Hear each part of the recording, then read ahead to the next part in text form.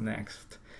Um, One thing I wanted to talk to you about is that the other day I saw a tweet about, you know, most of us, I think every developer out there uses Git, right? And some of us use the Git command line, and others we use the Git, the GUI, right? And there was a discussion whether which one is better to use. I didn't comment on that tweet, but I want to give my opinion to you guys about, what should you use, the command line or the GUI. In my opinion, it boils down to whatever tool makes you more effective. Um, if you are more effective using the command line, then go for it. If it's the GUI, then do so. I actually use both.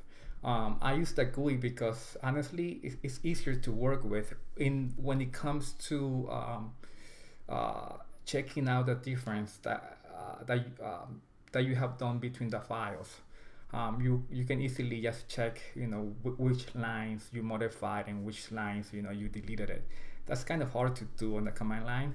Yes, you can do it, but I just do not like it. However, I do use the command line also. So in my opinion, what you should do is learn how to do the command line because it's very useful, and also find a tool that works best for you. If you find that, you know doing like using both is the best tool, then go for it.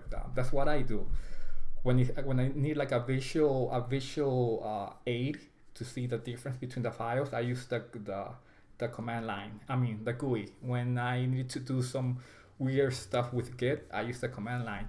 So in summary, learn how to use the command line very well. Learn every features of GUI, of Git, and once you're comfortable, then decide use the GUI or the other. It's not a big deal. Um, so I wanted to talk about that because I myself faced that question long ago, whether to just focus on the GUI or the command line, and I realized that it doesn't hurt if you learn both. So that's it. All right. So what